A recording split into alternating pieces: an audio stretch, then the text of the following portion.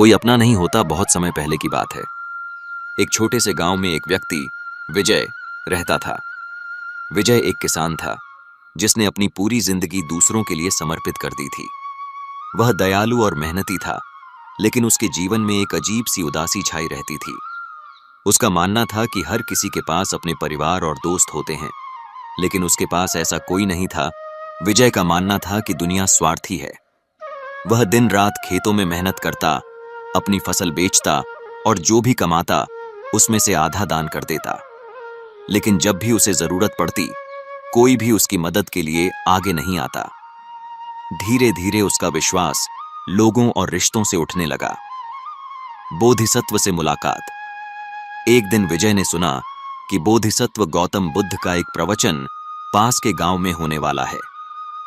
लोगों ने उसे बताया कि बुद्ध जीवन की गहरी सच्चाइयों के बारे में सिखाते हैं। विजय ने तय किया कि वह जाकर देखेगा कि क्या उसे अपने सवालों के जवाब मिल सकते हैं। विजय ने अपने सारे काम छोड़कर प्रवचन में भाग लिया। वहां सैकड़ों लोग मौजूद थे और बुद्ध अपनी शांत उपस्थिति से सबका ध्यान आकर्षित कर रहे थे। विजय ने अपने मन की बेचैनी के साथ प्रश्न पूछा, भगवान, मैं पूरी जिंदगी दूसरों की मदद करता रहा हूं, लेकिन जब मुझे मदद की जरूरत होती है तो कोई मेरे साथ नहीं होता। क्या इस दुनिया में सच में कोई अपना नहीं होता? बुद्ध का उत्तर। गौतम बुद्ध ने विजय को ध्यान से सुना। उन्होंने मुस्कुराते हुए कहा, तुम्हारा प्रश्न बहुत गहरा है और इसका उत्तर तुम्हें स्वयं खोजना होगा, लेकिन मैं तुम्हें एक कहानी सुनाता हूं जो तुम्हारे सवाल का उत्तर देने में मदद कर सकती है। बुद्ध ने कहना शुरू किया, एक बार की बात है, एक महिला जिसका नाम कात्यायनी था, अपने बेटे के अचानक निधन से गहरे शोक में थी। वह अपने बेटे को जीवित करने के लिए हर किसी से मदद मांग रही थी। वह रोती बिलखती बुद्ध के पास पहुंची और उनसे गुहार लगाई, भगवान, मेरे बेटे को वापस जीवित कर दीजिए, मैं इस दर्द को सहन नहीं कर सकती। बुद्ध ने बड़े धैर्य से उसे सुना और कहा, मैं तुम्हारे बेटे को जीवित कर सकता हूं, लेकिन पहले तुम्हें एक काम करना होगा। तुम इस गांव में जाओ और किसी ऐसे घर से सरसों के दाने लेकर आओ जहां कभी किसी को मृत्यु का सामना न करना पड़ा हो। सीख का अनुभव। कात्यायनी ने उम्मीद के साथ अपनी खोज शुरू की। वह एक घर से दूसरे घर गई और हर जगह यही सवाल पूछा, लेकिन हर घर में उसे यही उत्तर मिला, हम भी अपने किसी प्रियजन को खो चुके हैं। धीरे धीरे कात्यायनी को समझ में आने लगा कि मृत्यु और दुख जीवन का हिस्सा हैं। कोई भी इससे बच नहीं सकता।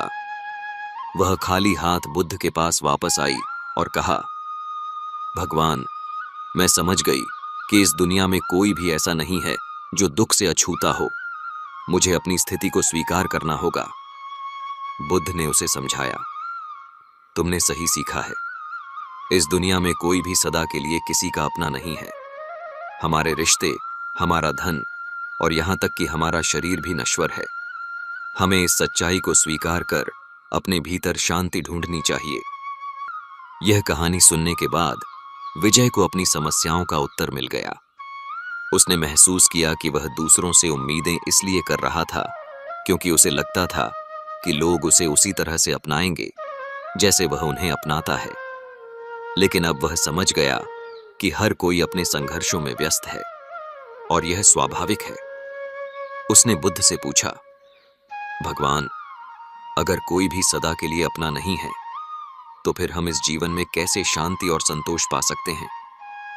बुद्ध ने उत्तर दिया, तुम्हारी शांति तुम्हारे भीतर है। अपने काम को प्रेम और समर्पण के साथ करो, लेकिन बदले में किसी से कुछ भी अपेक्षा मत रखो। जब तुम अपनी ऊर्जा दूसरों की मदद करने और अपनी जिम्मेदारियां निभाने में लगाओगे तो तुम्हारे भीतर एक अलग तरह की संतुष्टि पैदा होगी। जीवन का नया अध्याय। विजय ने बुद्ध के उपदेश को अपने जीवन में उतार लिया। उसने अपने काम को पूरे दिल से किया, लेकिन अब वह दूसरों से किसी प्रकार की मान्यता या सहायता की अपेक्षा नहीं करता था। उसने अपने अंदर की शांति को महत्व दिया और यह महसूस किया कि सच्चा सुख दूसरों के लिए जीने और अपनी जिम्मेदारियां निभाने में है। वह पहले से अधिक खुश और संतुष्ट रहने लगा। उसने सीखा कि जब हम अपने जीवन में दूसरों से उम्मीद करना बंद कर देते हैं तो हम वास्तव में स्वतंत्र हो जाते हैं। शिक्षा यह कहानी हमें सिखाती है कि इस दुनिया में कोई भी हमेशा के लिए किसी का अपना नहीं होता। हर व्यक्ति अपने संघर्षों और दुखों से जूझ रहा है। हमें अपने अंदर शांति और संतोष खोजने की आवश्यकता है, और यह केवल तभी संभव है जब हम अपनी अपेक्षाएं छोड़ दें और अपने कर्मों को प्रेम और समर्पण के साथ करें। जीवन में सच्चा सुख दूसरों की मदद करने और अपने कर्तव्यों को निभाने में है, बिना किसी बदले की इच्छा के।